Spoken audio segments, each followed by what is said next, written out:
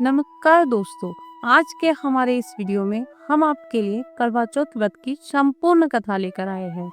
बहुत समय पहले की बात है। किसी साहूकार के 7 बेटे थे और उनकी एक बहन करवा थी। सभी सातों भाई अपने बहन से बहुत प्यार करते थे, यहाँ तक कि पहले उसे खाना खिलाते, फिर स्वयं खाना खाया करते थे। एक दिन जब करवा चौथ का व्रत आया तो करवा अपने ससुराल से मायके आई। करवा जैसे ही अपने मायके पहुंचती है, उनके पिता, उनके भाई और उनकी माँ सेठानी उनका स्वागत करती है और करवा के आने से सभी लोग घर में बहुत खुश हो जाते हैं।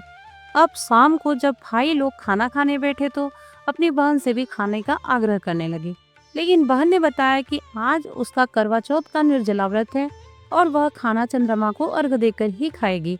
अपनी बहन को भूख प्यास से व्याकुल देख सबसे छोटे भाई ने पहाड़ी पर जाकर एक दीपक जला दिया और उसे चलने की ओट में रख दिया। वापस आकर अपने बहन से कहने लगा, बहन चांद निकल गया है, तुम अर्घ देकर खाना खा लो।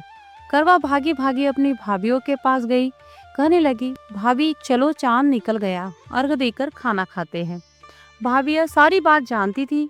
वह बोली, भाई साहब अभी आपका चांद निकला है, आप अर्घ देकर खाना खा लो, हमारा चांद निकलने में अभी समय है। करवा भोली भाली अपनी भाभीियों की यह बात नहीं समझ पाई और चांद को अर्घ देकर खाना खाने बैठ गई। जैसे ही पहला निवाला तोड़ा तो उसे छींक आ गई, दूसरा निवाला तोड़ा तो उसमें बाल निकल आए और तीसरा निवाला तोड़ते ही उसके ससुराल से खबर आ गई कि जैसे भी हालत में है तुरंत अपने ससुराल पहुंच। सेठानी करवा को विदा करने के लिए जैसे ही कपड़े निकालने लगी तो कभी उसके हाथों में काला कपड़ा आए तो कभी सफेद। यह देखकर सेठानी को बहुत चिंता हुई और वह करवा से बोली, बेटा रास्ते में जो भी मिले उन सब के पैर छूती जाना, जो भी तुझे बोड़ सुहागन होने का आशीर्वाद दे तो वही अपने पल्ले में काट बांध लेना। माँ की यह बात सुनकर करवा अपने ससुराल के लिए निकल गई। रास्ते में जो भी मिला करवा उन सबके पैर छूती गई। सभी उसे खुश रहो, सुखी रहो यह आशीर्वाद देते रहे, लेकिन किसी ने भी उसे बड़ सुहागन होने का आशीर्वाद नहीं दिया। अब करवा जैसे ही अपने ससुराल पहुंची तो घर के आंगन में छोटी ननन खेल रही थी।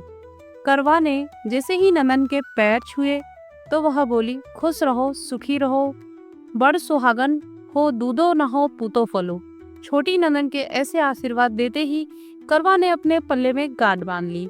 जैसे ही वह अंदर गई तो देखती है आंगन में उसके पति का शव रखा था और उसे ले जाने की तैयारी की जा रही थी। यह देखते ही करवा रोने लगी, विलाप करने लगी और कहने लगी, मैं इन्हें कहीं नहीं ले जाने दूंगी, इन्हें कहीं मत लेकर जाओ।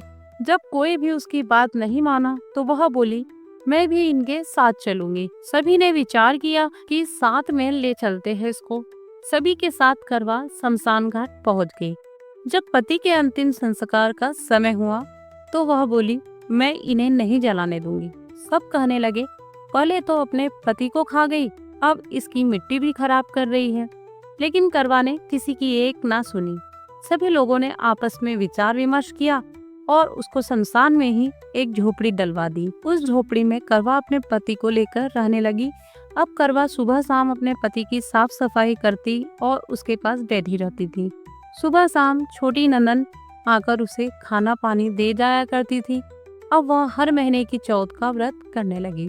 करवा व्रत करती, चंद्रमा को अर्घ देती और जब पूजा करने बैठती तो चौथ माता प्रकट होकर कहती, करबोले घनी बुखारी करबोले, भाइयों की प्यारी करबोले। तो करवा उनसे अपना सुहाग मांगने लगती। हर महीने की चौथ माता उससे कहती, तेरा सुहाग हमने नहीं, सबसे बड़ी चौथ माता ने लिया है, उनसे अपना सुहाग मांगना। ऐसे करते करते अश्विन की चौथ आई तो करवा उनसे कहने लगी, माता मैं 12 महीने से यहाँ बैठी चौथ का व्रत कर रही हूँ, अब तो मुझे मेरा सुहाग वापस लौटा दे। तब अश्विन की चौथ माता करवा से कहने लगी, तेरा सुहाग हम नहीं लौटा सकते, तुझसे बड़ी कार्तिक की चौथ माता नाराज है। यदि तू अपने पति के प्राण वापस चाहती है तो उनके पैर पकड़ लेना और उनके पैर छोड़ना मत। 16 श्रृंगार का सारा सामान तैयार रखना। ऐसा कहकर चौथ माता अंतर्ध्यान हो गई। जब कार्तिक की बड़ी चौथ आई तो करवा ने अपनी छोटी ननन से 16 श्रृंगार का सुहाग का सारा सामान मंगवाया। जब ननन ने जाकर माँ को यह बात बताई तो सास बोली, पागल हो गई है, जो मांगती है दे आओ। छोटी ननन सुहाग का सारा सामान लाकर करवा को दे देती है। अब वह करवा चौथ का व्रत रखती है, चंद्रमा को अर्घ्य देती है और जैसे ही जोत करी तो चौथ माता उसके सामने प्रकट हुई और कहने लगी, करवो ले ले घनी बुखारी, करवो ले 7 भाइयों की प्यारी, करवो ले दिन में चांद उगाने वाली, करवो ले। तब उसने माता के पैर पकड़ लिए और बोली, माँ मेरा सुहाग मुझे वापस लौटाओ।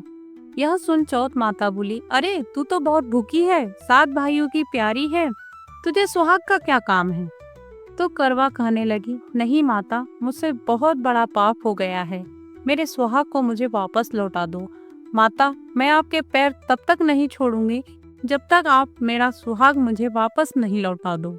यह सुन चौथ माता ने करवा से एक एक कर सुहाग का सारा सामान मांगा और करवा उन्हें सारा सुहाग का सामान एक एक कर देते गई। तब चौथ माता उससे कहने लगी, तुझे जरूर व्रत करने की सारी विधि सब बात कोई समझा के गया है। तो करवा कहने लगी, माता मुझे तो हालात में सब कुछ समझा दिया है, आप बस मेरा सुहाग मुझे वापस लौटा दे। तब चौथ माता ने अपनी आंखों से काजल निकाला, उंगलियों से मेहंदी और मांग से सिंदूर निकालकर उसे कब्बे में खोल दिया और उस जल से उसके पति को छींटा लगाया। छींटा लगते ही उसका पति जीवित हो गया। जाते जाते चौथ माता उसकी झोपड़ी पर लात मार गई, जिससे उसकी झोपड़ी महल में बदल गई। करवा के सब सुख आनंद हो गया। शाम को जब छोटी ननद भाभी के लिए खाना लेकर आई तो देखती है कि भाभी की झोपड़ी तो कहीं है ही नहीं, उसकी जगह एक बड़ा सा महल खड़ा है। उधर करवा खिड़की में बैठी छोटी ननद के आने की प्रतीक्षा कर रही थी। छोटी ननद को आते देख करवा दौड़ी दौड़ी उसके पास गई और कहने लगी, देखो बाई साहब, आपके भाई जीवित हो गए, घर जाओ और माता जी से कहो कि गाजे बाजे के साथ हमें लेने आए। छोटी ननद दौड़ी दौड़ी माँ के पास गई और कहने लगी, माँ माँ, भाई जीवित हो गया। माँ कहने लगी, अब तक तो वह भाभी ही थी, अब तेरा भी उसके साथ साथ दिमाग खराब हो गया है। तो वह बोली, नहीं नहीं माँ, मैंने अपनी आंखों से देखा है, भाई जीवित हो गया है।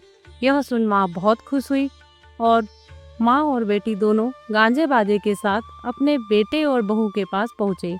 बेटे को जीवित देख सास बहू के पैर छूने लगी और बहू सास के पैर छूने लगी और कहने लगी, माता जी देखो आपका बेटा जीवित हो गया।